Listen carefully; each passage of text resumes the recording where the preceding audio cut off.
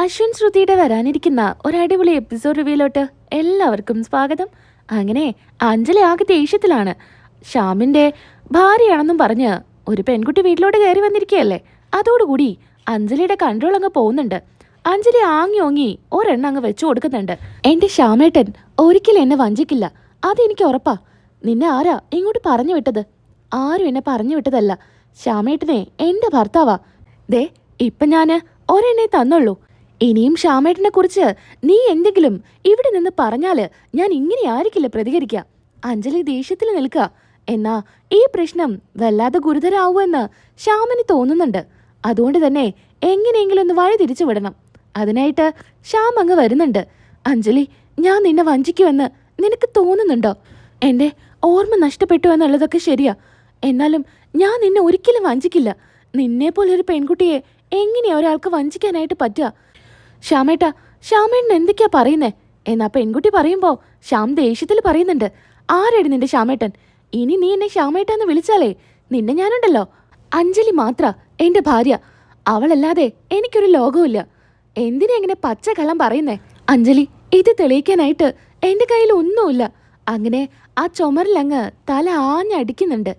അഞ്ജലിയും മോഹനനും ചേർന്ന് ശ്യാമിനെ പിടിച്ചു മാറ്റുന്നു. ഈ സമയത്ത് ശ്യാമ ദേഷ്യത്തില് അവിടെ നിന്ന് ഇറങ്ങി ഓടുക. എന്നാ അഞ്ജലി കൂടെ തന്നെ പോകുന്നുണ്ട്. ശ്യാം എങ്ങോട്ടാ പോയെന്ന് ആർക്കും അറിയുന്നുണ്ടായിരിക്കില്ല. അഞ്ജലി ആണെങ്കിൽ ഫോണിൽ ഒരുപാട് തവണ ട്രൈ ചെയ്യുന്നുണ്ട്. ശ്യാം ഫോൺ എടുക്കുന്നേ ഉണ്ടായിരിക്കില്ല. അങ്ങനെ അഞ്ജലി ആകെ ടെൻഷനിലിരിക്കുക. എന്റെ ശ്യാമേട്ടന് എന്തെങ്കിലും സംഭവിച്ചാല് ഉറപ്പായിട്ടും ഞാൻ ജീവനോടെ ഇരിക്കില്ല. എന്താ ചേച്ചി എന്തൊക്കെ ഇങ്ങനെ പറഞ്ഞുകൊണ്ടിരിക്കുന്നേ? ശ്യാമേട്ടനൊന്നും സംഭവിക്കില്ല എന്നൊക്കെ പറഞ്ഞ് സമാധാനിപ്പിക്കുന്നുണ്ട് ആകാശ്. പിന്നീടായിട്ട് അഞ്ജലിക്കൊരു ഫോൺ കോൾ വരുന്നുണ്ട്. അത് ഹോസ്പിറ്റലിൽ നിന്നായിരിക്കും. നിങ്ങളുടെ ഭർത്താവ് ശ്യാമിനൊരു ആക്സിഡന്റ് പറ്റി ഇപ്പോ ഹോസ്പിറ്റലാ. എത്രയും വേഗം നിങ്ങൾ ഇങ്ങോട്ട് വരണോ എന്ന്. ഇത് കേൾക്കുന്നതും അഞ്ജലി ആകെ ഷോക്കിലായിരിക്കും. എന്താ ചേച്ചി, എന്താ കാര്യം? അത് ശ്യാമേട്ടന് ആക്സിഡന്റ് ആയിട്ട് ഹോസ്പിറ്റലാണെന്ന്. ദൈവമേ, എനിക്ക് മാത്രം എന്താ ഇങ്ങനെ സംഭവിക്കുന്നേ എന്നൊക്കെ പറഞ്ഞ് അഞ്ജലിക്ക് അറിയുമായിരിക്കും. എനിക്കിപ്പോൾ തന്നെ ഹോസ്പിറ്റലിലോട്ട് പോകണം. ആകാശിനെ വീട്ടിലാക്കി പ്രീതിയും ശ്രുതിയും അശ്വിനും മോഹനനും അഞ്ജലിയുടെ കൂടെ പോകുന്നുണ്ട്. അങ്ങനെ ഹോസ്പിറ്റലിൽ എത്തുന്നതും ഡോക്ടറോട് ചോദിക്കുന്നുണ്ട്, ഡോക്ടറെ, ശ്യാമേട്ടന് കുഴപ്പമൊന്നുമില്ലല്ലോ? അയാളെ ഇങ്ങോട്ട് കൊണ്ടുവരുമ്പോഴേ തലയ്ക്ക് നല്ല പരിക്കുണ്ടായിരുന്നു. എന്തായാലും കുറച്ചു നേരം ഒബ്സർവേഷനിൽ ഇരിക്കട്ടെ. തലയിടിച്ച് വീണ കാരണം ബാക്കിൽ നല്ല മുറിവുണ്ട്. നമുക്കൊന്ന് നോക്കാം എന്നും പറഞ്ഞ് ഡോക്ടർ അവിടെ നിന്ന് പോവാം. കരഞ്ഞോടിരിക്കുന്ന അഞ്ജലിയെ സമാധാനിപ്പിക്കുന്നുണ്ട് ശ്രുതിയും പ്രീതിയും അശ്വിനൊക്കെ ചേർന്ന്. അപ്പോഴായിരിക്കും മോഹനന് വീട്ടിൽ നിന്ന് കോള് വരുന്നത്. അമ്മയായിരിക്കും. അമ്മ പലതവണ വിളിക്കുന്നുണ്ട്. ഒരു സമാധാനം ഇല്ലാതെയാണ് മുത്തശ്ശി ഫോൺ ചെയ്തോണ്ടേ ഇരിക്കുന്നത്. മോഹനൻ പ്രീതിയോടും ശ്രുതിയോടും പറയുന്നുണ്ട്, നിങ്ങൾ രണ്ടുപേരും വീട്ടിലോട്ട് പോവോ? എന്നാലേ അമ്മയ്ക്കൊരു സമാധാനമാവുള്ളൂ.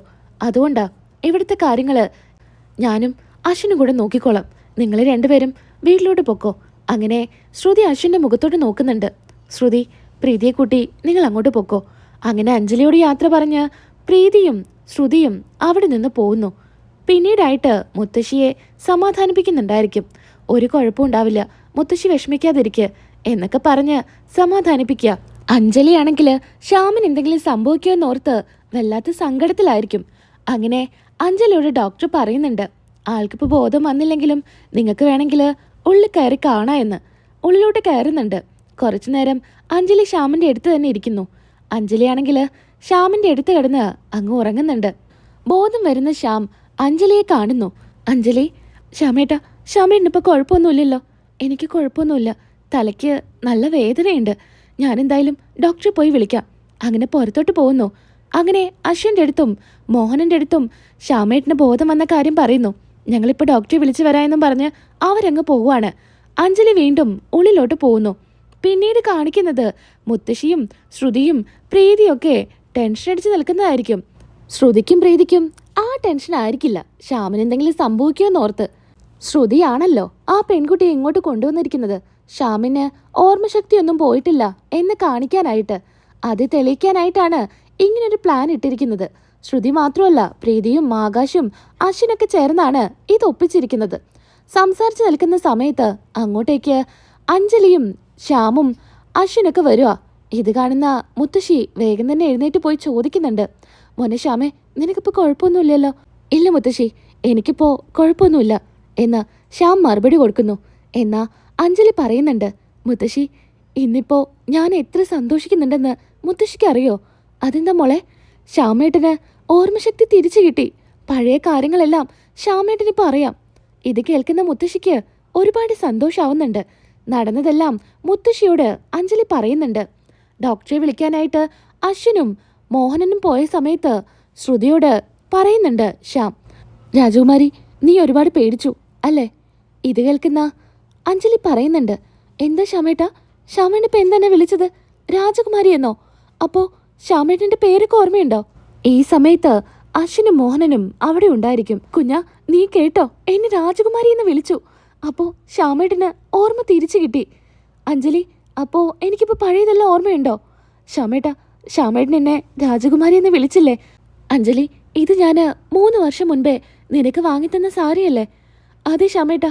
അപ്പോൾ ശ്യാമേട്ടന് പഴയതെല്ലാം ഓർമ്മ വന്നു അല്ലേ? ഇത് ഒരു ചതിയാണെന്ന് അശ്വിന് മനസ്സിലാവുന്നുണ്ട്. ഇപ്പം രക്ഷപ്പെടാനായിട്ട് ശ്യാമിൻ്റെ മുൻപിൽ ഈ ഒരു വഴി മാത്രമേ ഉണ്ടായിരിക്കൂ. അതുകൊണ്ടാണ് ശ്യാം ഇപ്പോൾ ഓർമ്മ തിരിച്ചു കിട്ടിയ രീതിയിൽ സംസാരിക്കുന്നത്. അങ്ങനെ മോഹനനും ഒരുപാട് സന്തോഷമാവുന്നുണ്ട്. ഡോക്ടർ വരുമ്പോൾ ഡോക്ടറോട് ഇക്കാര്യങ്ങൾ പറയുന്നു. ഇത് ഒരു മിറാക്കിൾ എന്ന് തന്നെ പറയാം. തലയ്ക്ക് പറ്റിയ പരുക്ക് കാരണം ഓർമ്മശക്തി തിരിച്ചു കിട്ടിയതാണെന്നൊന്നും പറയാൻ പറ്റില്ല. എന്തോ നടന്നിട്ടുണ്ട് ഇതിനിടയിൽ. എന്തായാലും സന്തോഷമുള്ള കാര്യമല്ലേ? അതുകൊണ്ട് നമുക്ക് അങ്ങനെ സമാധാനിക്കാം. പിന്നെ കുറച്ച് മെഡിസിൻസ് ഒക്കെ ഞാൻ എഴുതി തരുന്നുണ്ട്. ഇനി ഒരാഴ്ച കഴിഞ്ഞാൽ ഒന്നും കൂടെ ഒന്ന് വന്ന് കൺസൾട്ട് ചെയ്യൂ എന്നൊക്കെ ഡോക്ടർ പറയുന്നു. അഞ്ജലിക്ക് വല്ലാത്ത സന്തോഷമായിരിക്കും. എന്തായാലും ഇപ്പോഴാ എനിക്ക് സമാധാനമായത്. പഴയതെല്ലാം ഇപ്പോൾ ഓർമ്മ വന്നല്ലോ എന്നൊക്കെ മുത്തശ്ശി പറയുന്നു. അപ്പോഴേക്കും ആ പെൺകുട്ടി വരുന്നുണ്ട്. അമ്പലത്തിൽ പോയി വരുവാ. ശ്യാമേട്ടന് വേണ്ടിയിട്ടേ ഞാൻ അമ്പലത്തിൽ പ്രാർത്ഥിക്കാനായിട്ട് പോയതാ. ഇപ്പം ശ്യാമേട്ടന് കുഴപ്പമൊന്നുമില്ലല്ലോ എന്നൊക്കെ പറയുന്നു. ഇത് കേൾക്കുന്ന അഞ്ജലി അങ്ങ് ചെല്ലുന്നുണ്ട്. താൻ എന്താ കരുതിയേ? എൻ്റെ ശ്യാമേട്ടൻ എന്നെ ചതിക്കുമെന്നോ? ഒരിക്കലുമില്ല. സത്യം പറ, തന്നെ ആരാ പൈസ തന്ന് ഇങ്ങോട്ട് പറഞ്ഞു വിട്ടത് ഇങ്ങനെ ഒരു നാടകം ഇവിടെ കളിക്കാനായിട്ട്? അങ്ങനെ ഒന്നു നിന്ന് പതറുന്നുണ്ട്. ഇത് കേൾക്കുന്നതും അശ്വിനും ആകാശനും പ്രീതിക്കും ശ്രുതിക്കും ഒരു ഞെട്ടലായിരിക്കും. സത്യങ്ങളൊക്കെ അറിഞ്ഞാൽ അഞ്ജലി എങ്ങനെയാ പ്രതികരിക്കുക എന്നോർത്ത്. എന്നാ വീണ്ടും അഞ്ജലി ചോദിക്കുക, ആരാ നിന്നെ ഇങ്ങോട്ട് പറഞ്ഞു വിട്ടതെന്ന്. അപ്പോഴേക്കും ശ്രുതി വന്ന് അഞ്ജലിയോട് പറയുന്നുണ്ട്, ചേച്ചി, ഞാനാ ഇവളോട് ഇങ്ങോട്ട് വരാൻ വേണ്ടി പറഞ്ഞത്. ഇവിടെ വന്ന് ഇങ്ങനെയൊക്കെ ചെയ്യാനായിട്ട് ഞാനാ ഈ കുട്ടിയോട് പറഞ്ഞത് എന്ന് ശ്രുതി പറയാ. ഇത് കേൾക്കുന്ന ശ്യാം മനസ്സ് പറയുന്നുണ്ട്, എനിക്കറിയായിരുന്നു ശ്രുതി, നീ തന്നെയാ ഇതിന് പുറകിലെന്ന്. എന്നാലും എന്നോടിത് വേണ്ടായിരുന്നു. ശ്രുതി, നീ എന്താ പറയുന്നേ? അതെ ചേച്ചി, ഇത് എനിക്കും അറിയായിരുന്നു എന്ന് അശ്വിൻ പറയുന്നുണ്ട്.